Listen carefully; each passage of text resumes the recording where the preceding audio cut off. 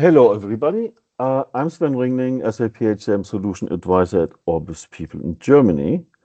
And with my 30th anniversary as an SAP HCM consultant coming up, I thought it would be lovely to talk to some of the outstanding professionals I met along that journey so far and discuss the past and future of SAP's HR technology with them.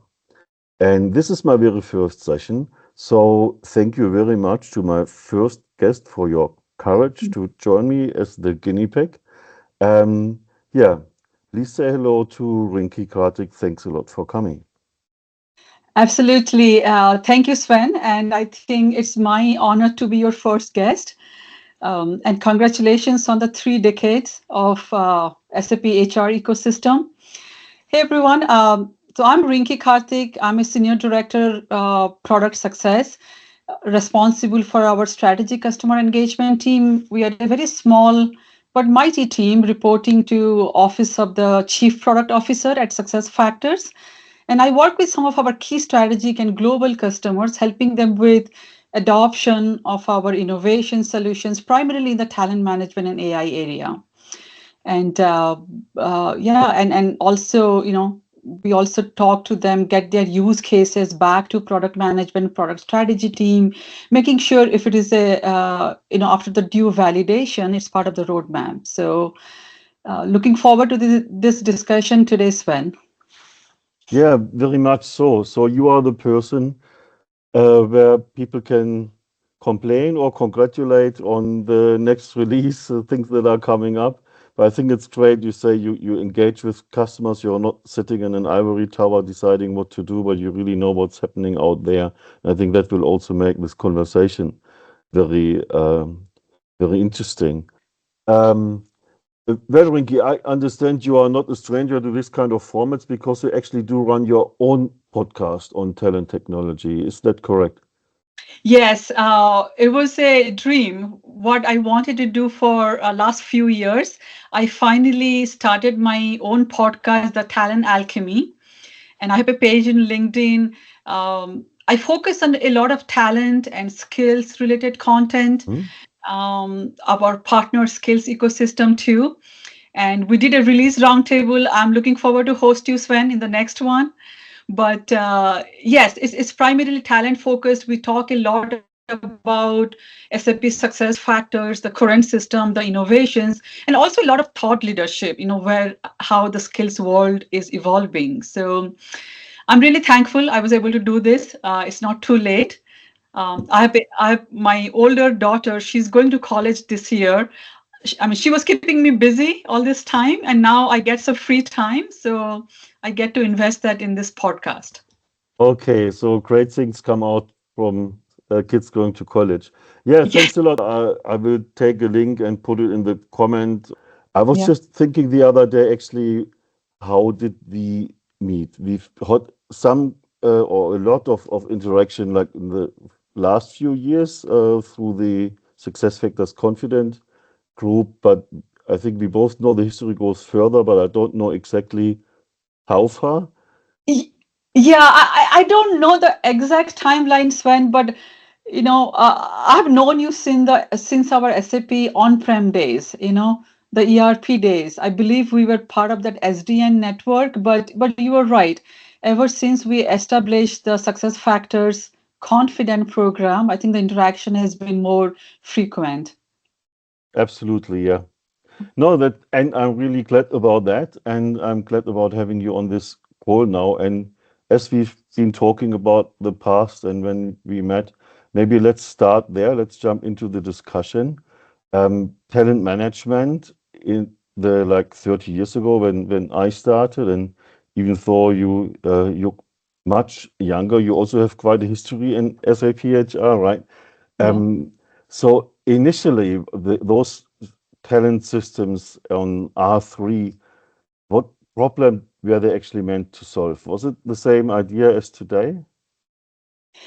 Right. I mean, it was really different. So what SAP HR, the on-prem system, originally stood for, if I go back to like 20, 25 years, it was clearly an ERP solution, right? It was never designed with talent development as the primary Yeah. goal. And HR at that time was about getting the fundamentals right: payroll accuracy, time management, org structure, or handling employee queries efficiently. So, I mean, again, back in the days, if payroll ran correctly and employees were paid on time, HR was considered successful. And talent development wasn't a boardroom discussion, or it was more like a side activity.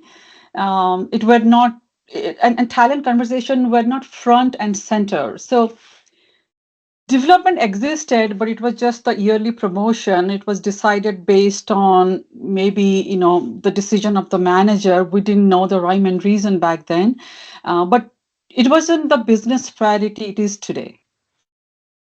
Yeah, I got some indication that it wasn't the biggest priority when my boss back, I don't know, might have been 98 or so, said Yeah. there's a customer interested in talent development and whether I could read it up to explain what the system does. And I Mhm. went in the documentation, which came on a CD-ROM at the days, Yeah. and clicked on talent development, and I Yeah. got an empty page saying to be developed.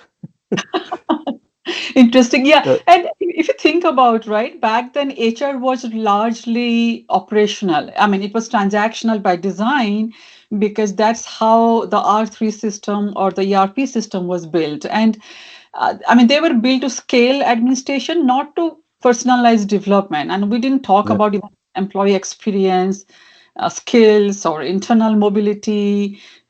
We really talked about compliance, processes, and stability. So uh, I think it was very different than what we see today in 2026. yeah, absolutely. I mean, Yeah.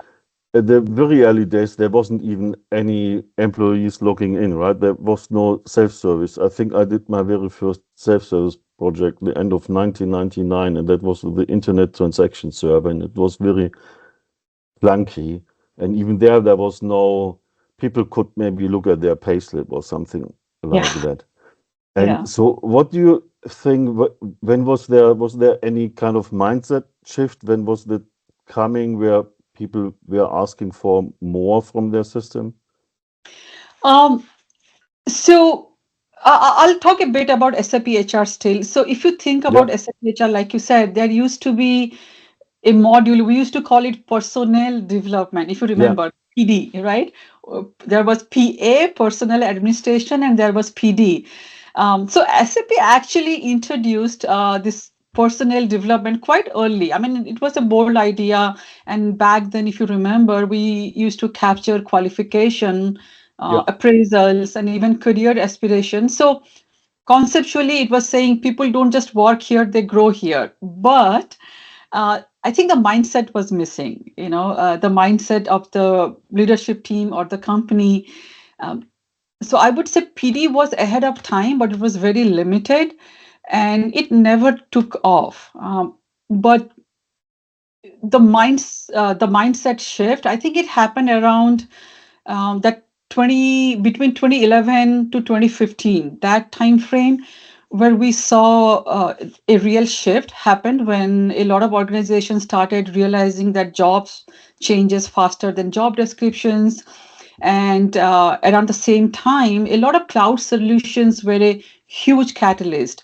And I think 2012 or 2011, SAP also acquired SuccessFactors. We saw a lot of cloud solution mushrooming at that time, and they kind of helped move HR out of that rigid on-prem ERP environment, and they could evolve faster with this whole cloud setup, and they could deliver better user experience. So I think around that time, talent development stopped being once a year conversation and started becoming more continuous, more connected to learning, mobility, and real career opportunities. And cloud, if you think about cloud solution, right, cloud wasn't just about deployment. It fundamentally changed how HR systems were designed. Like we were talking about before, in the ERP or the R3 era, during the R3 time, it was more transactional. You just store employee data, their personnel file. But with cloud, instead of HR being an IT project, every few years it became a living platform. And I think that made things like continuous development, internal mobility, and career conversations more realistic. Um, so I would say before, career development was too static, too disconnected from day-to-day work, but with cloud, the shift was more connected. I always also feel that, I mean, there was self-service before with various technologies from ITS to WebDepot, Java, WebDepot, ABAP, Fury being still the good-looking solution compared to the old ones.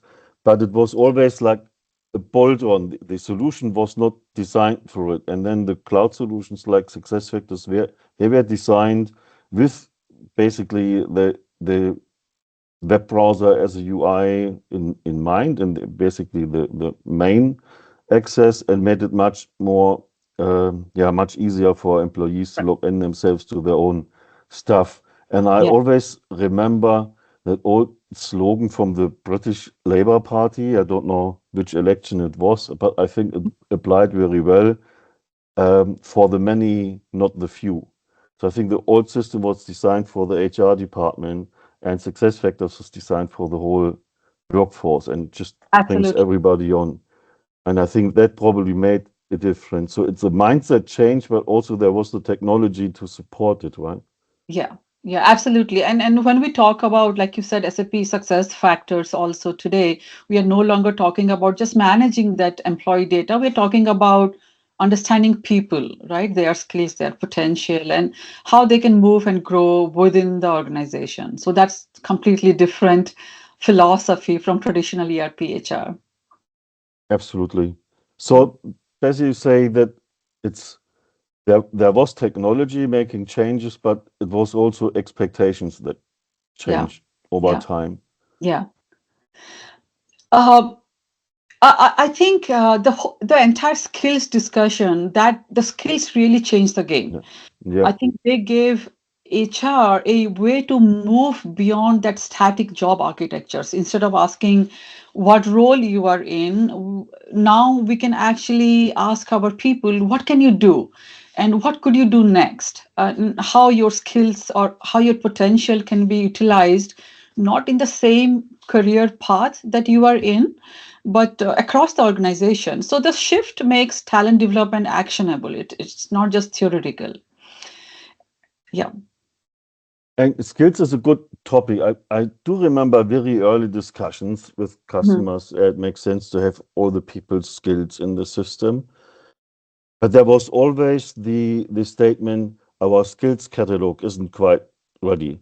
And I think every time they thought they are ready, the world has moved on. It was still Yeah. not ready. So just the they're chasing their own tail in a way. Yeah. And I think is technology where we are today with talent intelligence, is that something that can help us win that race? Absolutely. And what really differentiate today from the personal development or the PD era is AI and talent intelligence. Like you said, I mean, back then, the PD was more rule-based or static, and you have to define everything upfront, even role, those qualifications, career path. But when we talk about skills or even skills catalog, it's more dynamic today. And I mean, it's great that you mentioned that. I was actually talking in my podcast about this whole skills ontology and how the foundation of skills is very important, and how we need to move away from a static skills catalog. So, back in the days, the company will buy a skills catalog from an outside vendor. We used to provide one too, but that was it. I mean, you have the skills catalog and then you use that, and it was at least for few years when a organization will think about updating that. But what is happening today, we have a lot of we have a great partner ecosystem, and most of these companies actually what they have is not a static skills library but a skills ontology, which is more dynamic, meaning they are continuously looking at the labor market data. They are scraping the job boards, and they are updating their skills ontology dynamically. I mean, if I look at a skills library, maybe that was developed 10 years back, we won't see skills like even deep learning or maybe data science, but it is an essential skill today. So I think skills catalog is very important, and it's very important to have a dynamic skills catalog or ontology, which is very industry specific, which I talk about a lot again in my podcast. That um, if you are an organization who is in, let's say, manufacturing industry, you need a very specialized skills catalog, which will be different than an organization who is in, let's say, hospitality industry or airlines industry. I know I that was think the that yeah.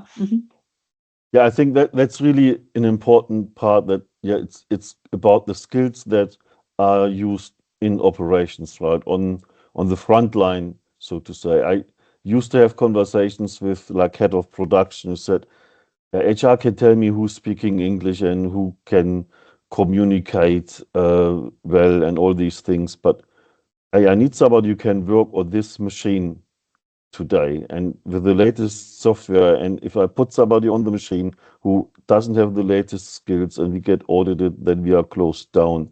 So Yeah. it's important for development, but also for really for compliance and for planning your shifts and so on. Yeah. Yeah. Um, Absolutely. maybe Yeah.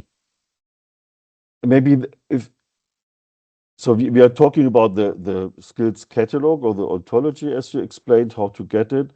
But how do the skills get to the employees? So how does the system know which skills you have and how do you keep that up to date? So I'll talk, how we do that with SAP Success Factors. Yeah. So one aspect is the job architecture, and when I say, when we say skill is important, that doesn't mean we are ignoring job, right? Job architecture is still very relevant, but what we are doing now is when you define a job architecture, when you define that job roles, now you can attach the skills to the job roles. What skills you need to complete that job role. So let's say, uh, very basic example, if there is a job role for a sales analyst or sales manager, that's their job role. Then you define a job profile. In that job role, what are the tasks they complete? Now, to complete that task, what are the skills they need? So there is a very big correlation between skills and job. So you attach your skills to your job. So on day one, when you hire a new employee, they're coming. Uh, they're coming to basically sit on a vacant position, and that position is tied to a job role. So on day one, you have actually assessed them based on the skills, if they really have those skills that you have defined, and you give them a rating, what ratings they have. So that's the first set of skills they start with when they start with an organization, the skills that is tied to their job. And over time, they can upskill, they can reskill. For example, the employee will grow within the same role. They might learn new skills on their job, on assignments, and that skills tied to the employee, it basically grows and evolve over the time. They may get better at a skill in terms of rating based on the day one when they came to the company. So I think they start with a set of skills that is assigned to their job role, but over time, I mean, as part of working within the current role or learning, working in dynamic teams, fellowships, assignments, they grow their the whole their portfolio. And so how does the system know when they grow? Is it, I mean, in the past, again, somebody would have told HR, Rinky has now learned Uzbek on fluent level, and so please put it in her profile. But I Yeah. think that has changed, right? Because that was never going to be complete. A lot, absolutely. So what we have now is skills inference. So back then, like you said, uh, if I look at 20 years back, it was more manual. Somebody has to go manually update. And then around 2010, it was more rule based. Like you write a rule, if somebody completes X and Y, then update this rule in their employee profile. But now it's skills inference. I mean, there is no rule; it's all AI. For example, in SAP Success Factors, if the customer is using success factor learning management, and learning management can actually access that entire skills library data, and you have assigned skills to the learning course curricula and programs.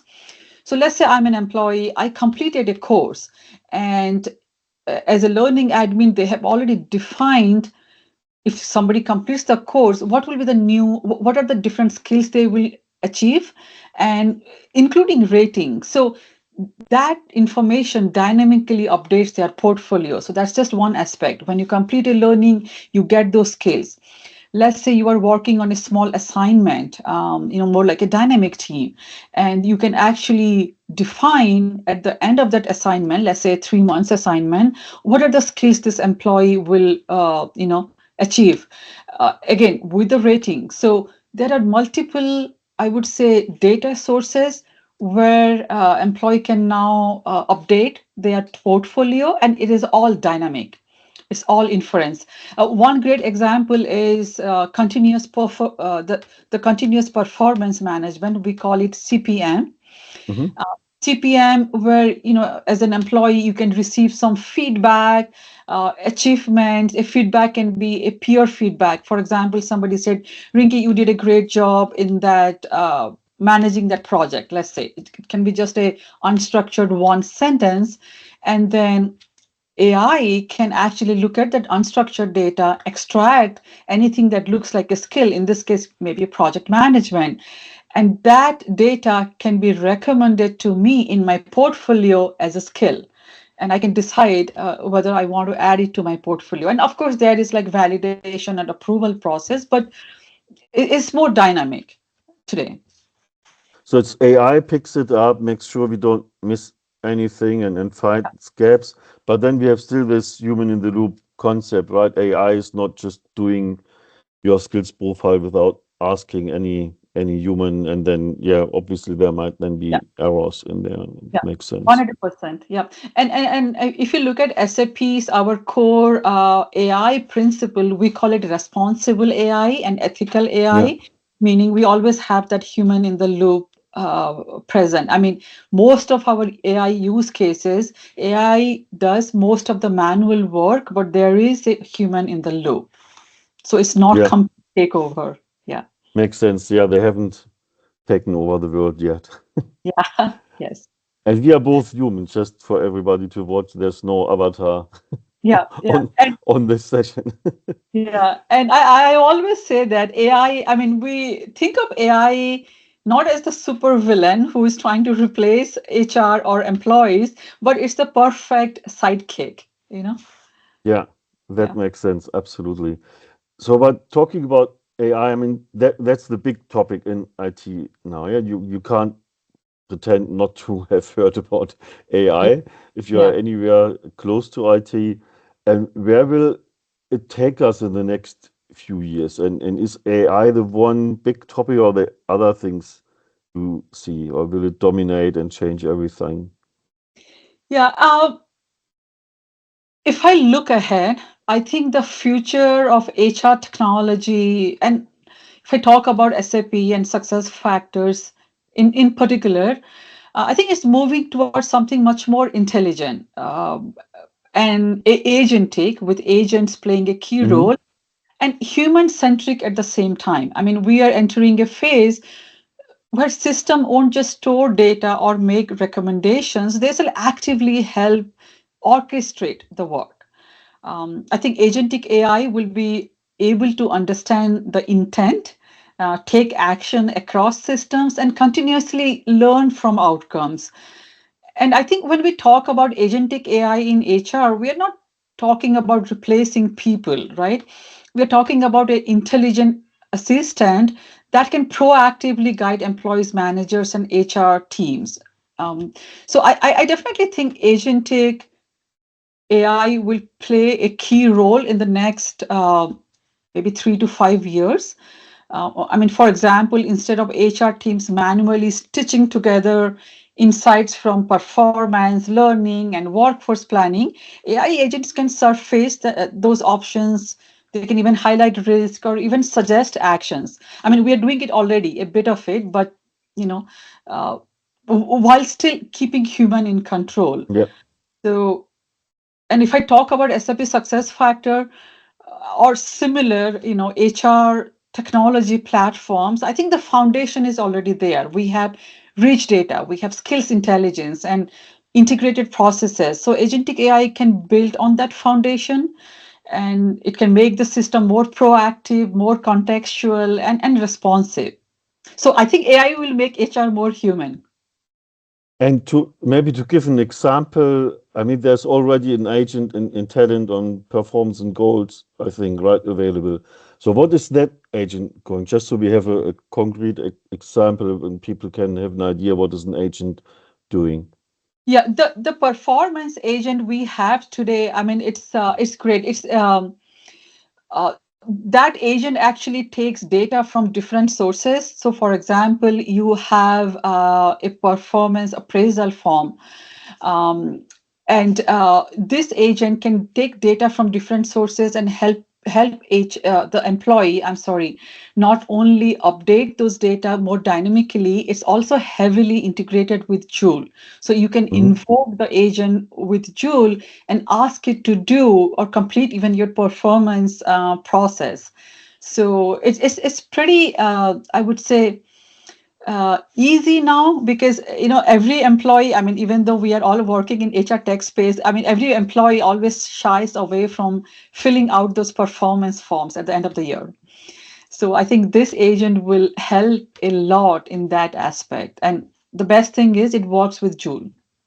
Yeah, absolutely. I think that's great because Joule is really not just across everything in success factors, but also the other solutions brings everything together. So this is the agent that's there. Do you have a like a dream of an agent if the development team would ask you like what should we develop? Forget budget. I think we are always listening to customers. So if you looked at the keynote from SAP Connect last year, Hmm. Dan shared some of the upcoming AI, the agents that is coming with success factors, and it's a big list. We have agents coming in literally each and every areas of success factors, but we are at the same time we are listening to customers. If there is a gap, there is a big business need. Absolutely, I think the product team is willing to um, listen and see if that will be a great agent for other customers too, not just that one customer, and Hmm. take it back to the roadmap. So yeah, absolutely. If you have any customers, if you think they have some great use cases, so let us know. I certainly will. And maybe we are getting towards the end of our time, but initially we are talking about skills and talking about jobs, and like jobs are the basis for skills. If you just take your crystal ball a bit, is the concept of a job role, is it going to survive the next years? For like, are we still planning in jobs, or is the world getting too dynamic and we really plan just on skills and AI helps us just to uh, say, okay, I need those 5 skills. I don't need to put them in a job. I just find the a person with those skills and then somewhere else I need 4 others. So purely skills-based planning, is that coming or is it fantasy? No, I don't think job roles are going away. And Yeah. Sven, when we talk about skills-based organization, my personal take is that in a skills-based organization, job architectures plays a equally big role, Mm-hmm. right? Because in job architecture, you actually define what that job role is all about, what that employee is required to do. Now, the skills are are complementing that, meaning when we maintain skills and when we track skills for an employee, we can actually see on top of what they're doing today what they can more do, or we are giving the employees option, what is your skill set and where you want to grow. So I think both job and skills, they go together. One Mm-hmm. replace the other, but skills are more agile, right? I mean, when we Yeah. talk skills, it's more agile. So, and skills is something that will help with people development, because job role, my day-to-day job, this is what I do, but with skills you can actually help the people or the employees to grow and understand what they are trying to achieve in their own career too, and it's more agile. So I Yeah. think in a skills-based organization, job architecture still plays a equally important role. Okay, that's cool. Yeah. So customers building that now, it's still going to be around in a few years' time. Um, Before we finish, is there anything you want to share about, yeah, talent technologies, something I haven't asked, but you think is very important? Uh, I think my closing thought would be, we were talking about like 20 years back or 30 years back, Sven, when you started working in HR tech space. And when I look back, I don't see HR tech was a failure back then because it was not considering career development. I see an evolution, right? Yeah. SAP HR has solved exactly the problems organization had at that time, like 20 years back when I started working in this space. And that personal development planted the seed. And what we are seeing now is that that seed has finally grown, or it's growing, because the business, the technology, and the employee expectation, I would say people expectation, have all got caught up. So I think we go from we go onwards and upwards from here. And I think I'll have one last word for those HR professionals today, that don't underestimate how much role of HR has changed. And we have moved from running processes to shaping futures, and that's a huge responsibility and a huge opportunity too. That's, I think, Yeah. a great finishing word about opportunities in the future, and there's still a big role to play. So I think best is for me to shut up and let this stand. But Yeah. thank you very much for your time. I enjoyed the conversation. I'm pretty sure that when we share this session, that a lot of people will benefit from it, and I'm sure we will talk again at some point in the not too distant future. Yeah, Thanks a lot, absolutely. Rinky. Have a very good weekend. Yeah, thank you, Sven, and thanks for having me.